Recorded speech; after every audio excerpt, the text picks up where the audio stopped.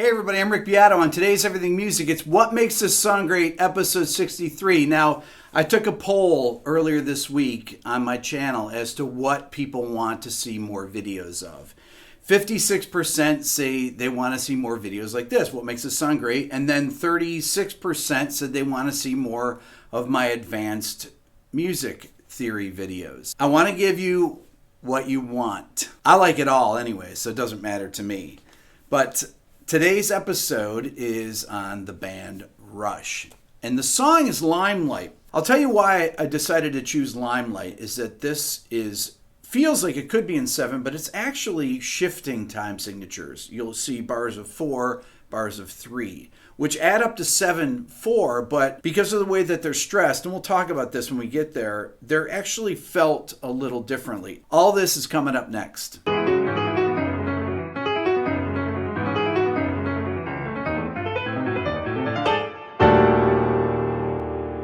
Limelight was the second single off Rush's Moving Pictures album, which was released on February 12, 1981. The record followed Permanent Waves, which was released a year before.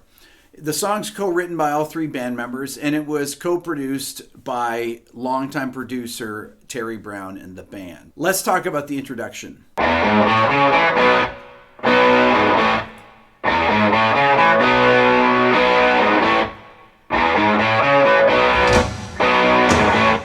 So let's talk about this opening riff. It starts out like this.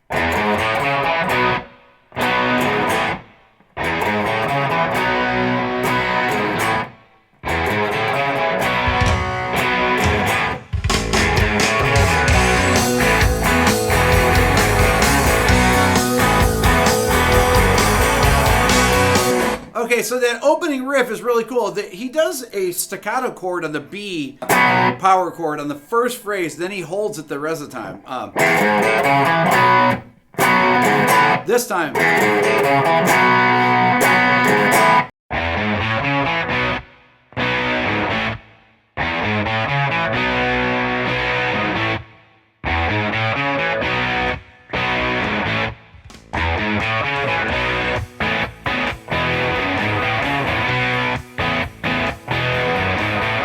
I love the reverb on the guitar, those reverb tails on it. Makes it sound huge. And then when the drums enter here, there's tons of reverb on the drums. Listen to them.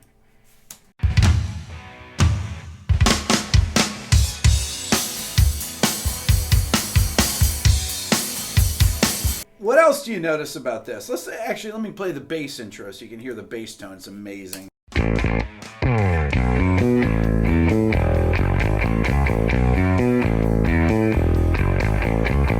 Can you say mid-range? That is such an aggressive tone. We're going to talk about the bass tone here in a minute, but I love this introduction. Okay, so let's talk about these time changes that happen right here, right in the very intro. The intro is actually in 4/4. I'll count it for you, watch. 1, 2, 3, 4, 1, 2, 3, 4, 1, 2, 3, 4, 1, 2, 3, 4. That's all 4. Now, 1, 2, 3, 4, 1, 2, 3, 1, 2, 3, 4, 1, 2, 3, 1. Okay, so that's alternating bars of 4 and 3. 4 plus 3 is 7, but it's not a 7 like I said in Outshine or in Them Bones, Alice in Chains. This is actually alternating meters. And you can tell that by the way that it kicks in, where you feel the stresses. 1, 2, 3, 4, 1, 2, 3, 1, 2, 3, 4. Yes, I could count it in 7. 1, 2, 3, 4, 5, 6, 7. 1, 2, 3, 4, 5, 6, 7. I could count it in 7/4 just as easily, but I feel this more as alternating meters. I love how this moves from the A part of the intro riff to the B part of the intro riff, like this.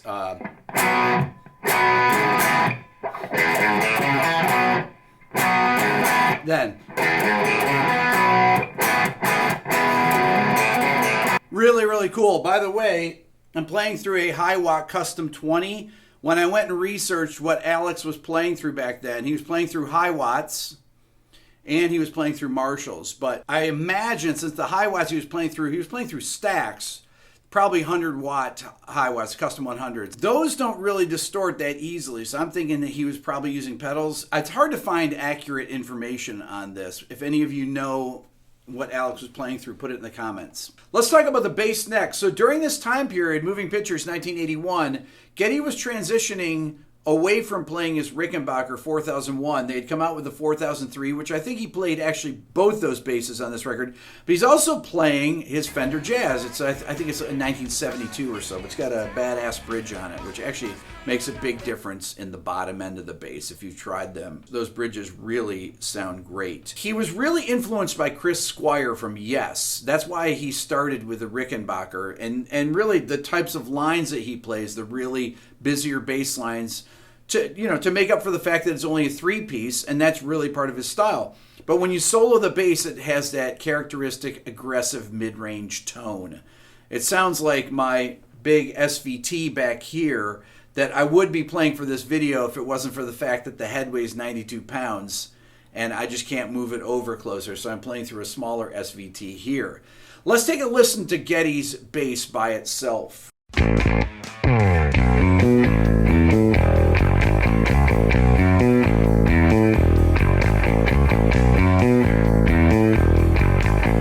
You can hear that it has that grit, not just from the amplifier, but it's really compressed, and he's also hitting the frets with the strings, it sounds like. It's kind of a John Entwistle thing, and a Chris Squire kind of a thing, right? Very mid-rangey tone, though.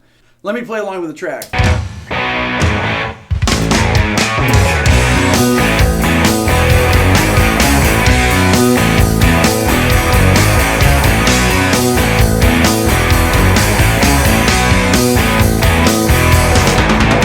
One thing that you might not have noticed in the intro, check it out, is that there's a clean electric guitar with chorus picking along. Check it out.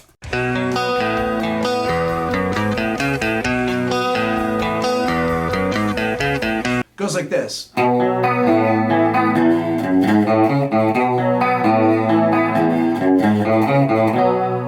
Next, let's check out Neil's drumming in the intro.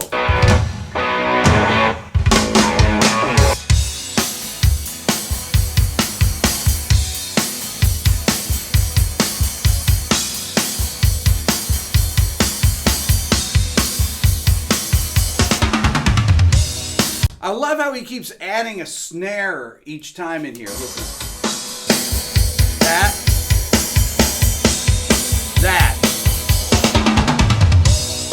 Wow. Next, we're into the verse. Living on a lighted stage approaches the unreal for those who think and feel.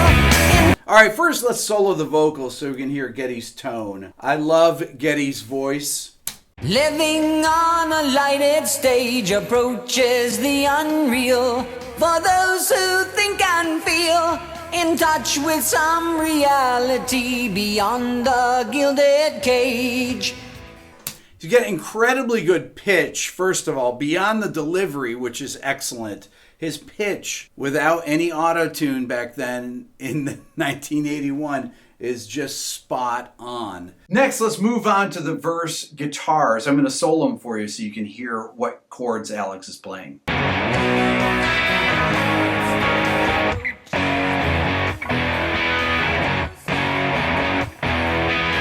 Okay, let's talk about what's going on with the verse. Let me play along with it first. Living on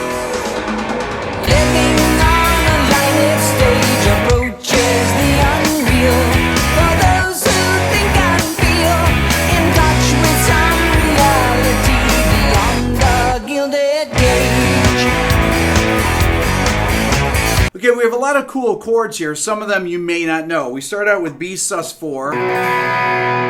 Then we go to G sharp minor 11, which I think is really great, to F sharp major, then E power chord.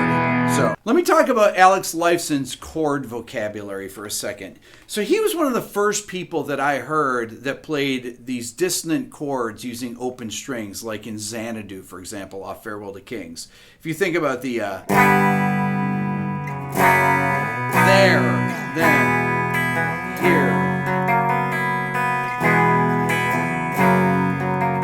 These types of chords. This B sus4 with the third in it. The F sharp 7 with a sus4 and third in it. Those kind of chord shapes I had really never heard in rock music before. I hadn't heard them at all. And in this tune, you hear chords like this. A sus2 played like that, right? E power chord played like that. G sharp minor 11. These were not chords that rock players played. And that's what makes his playing so unique, in addition to all the other things that make it unique. Okay, so those are the verse guitar chords. Next, I'd like to move on to how to count the changing time signatures. It's a bunch of shifting meters. There's 2 bars of 3, a bar of 4, a bar of 2, a bar of 4, a bar of 2, 2 bars of 3, a bar of 4, and then into 7, or that alternating 4-3. I'm going to count it in 7 though when it happens. Check this out. 1, 2, 3, 1, 2, 3, 1, 2, 3, 4, 1, 2, 1, 2, 3, 4, 1, 2, 1, 2, 3, 1, 2, 3, 1, 2, 3, 4, 1, 2, 3, 4, 5, 6, 7, 1, 2, 3, 4, 5, 6, 7. Okay, that is really cool. It's very weird, but very cool. And then it repeats again, the same set of time signatures. When we move from the verse to the chorus, we're going from 7/4 to 3/4. Let's check it out. 2, 3, 1,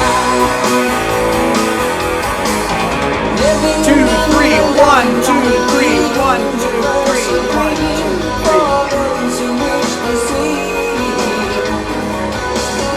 2, 3, 4, 1, 2, 3. So there we've moved into 4/4. To me, the highlight of the chorus is Alex's picking part with these beautiful chords and the little dissonances in them. Let me solo them for you.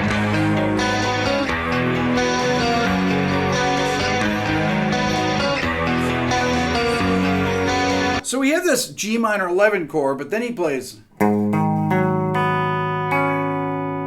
when he hits that 11th, it's beautiful, right? Then here on the E chord, it goes to E Lydian. Hear that sharp 4, and then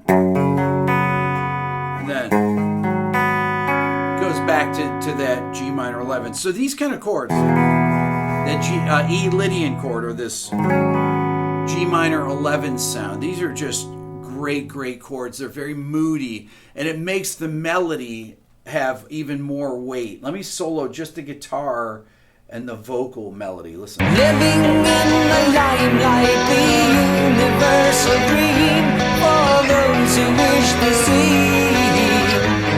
I mean, that right there together, if you didn't have those little dissonances, it would not have the flavor that it has. The drums are great in there. The bass is cool. Here's the bass and drums during the chorus. But those are straight.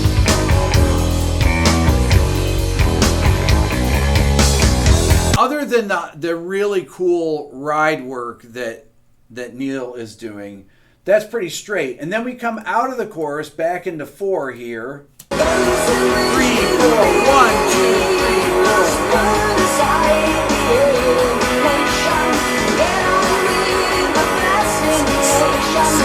Same chords. And then we're back.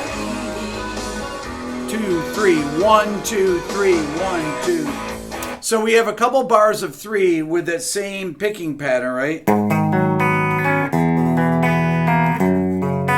And then we're back to the dun, da, da, da, da. Back to that. That's the interlude, right?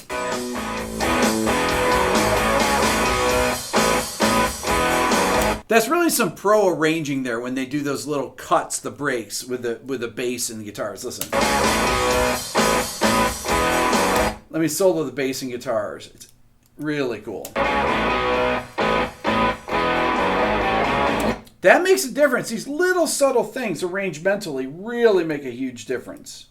Before we go on, I want to just talk quickly about the structure of the chorus melodically. So we have an A-B part to the chorus. The A part is the picking part. This.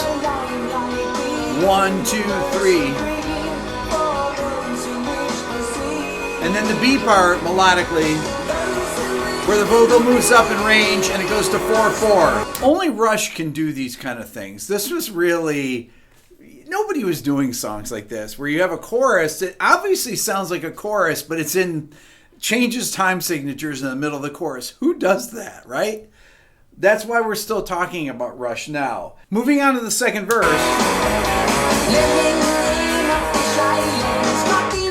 Higher register vocal.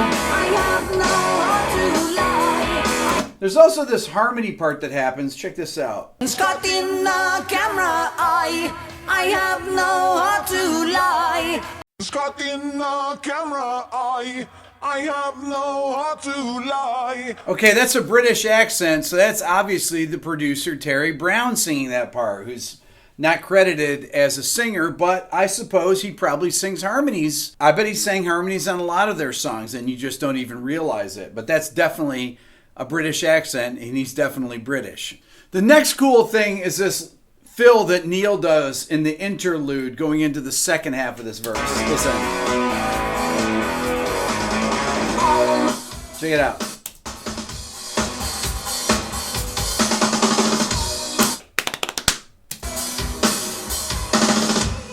And there, again. On the second line of the verse, he goes even higher melodically.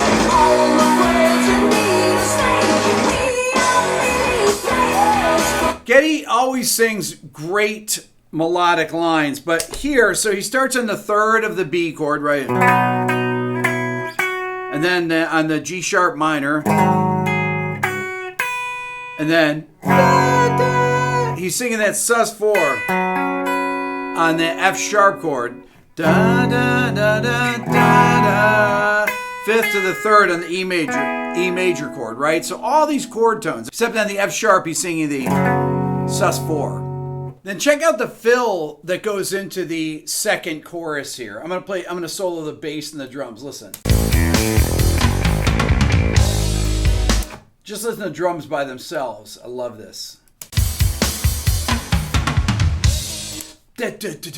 Oh, so good. Then we're on to the second chorus, which is very similar until this spot right here. He does a 3-against-4 pattern. Check it out. 1, 2, 3, 1, 2, 3, 1, 2, 3, 1, 2, 3.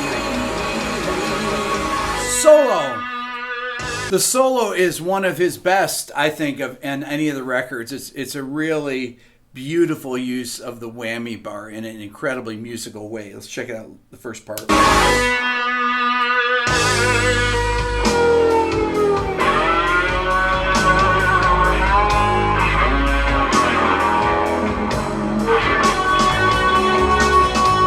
Killer. Let me solo it so you can hear what it sounds like. Listen.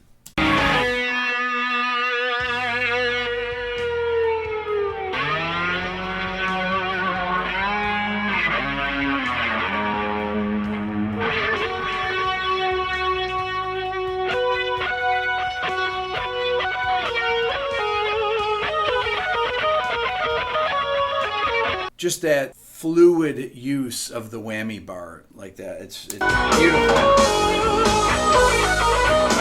Love it.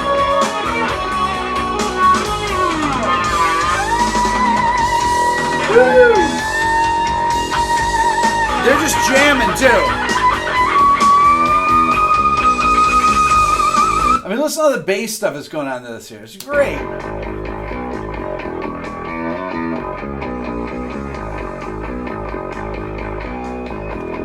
Oh, so intense.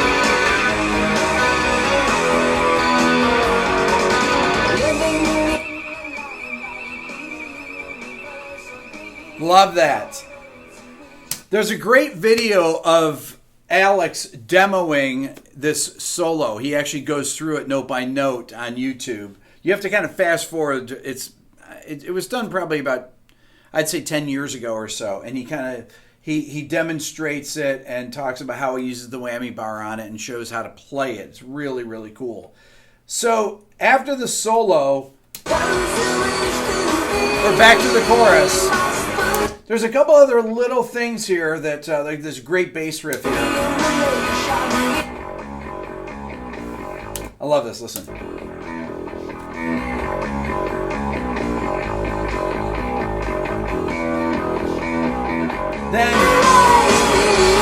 Then this last thing is the high vocal here at the end. Just great singing. Listen.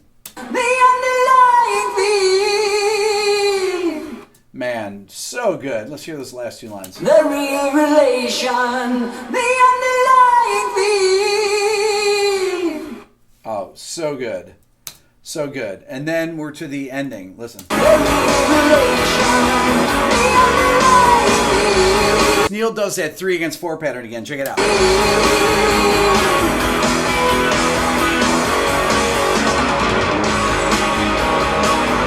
Awesome. Woo!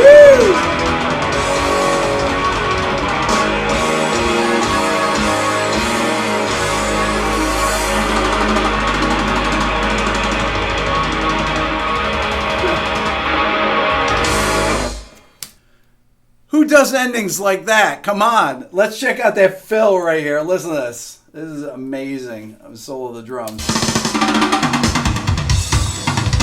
Woo!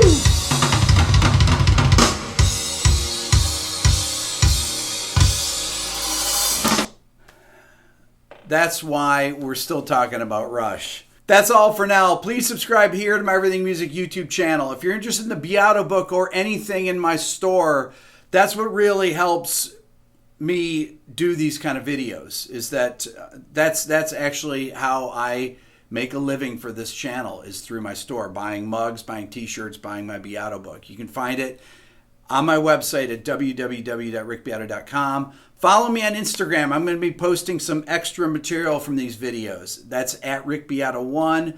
Or you can become a member of the Beato Club. That's like an artist funding, Patreon style way to support the channel as well. Thanks so much for watching.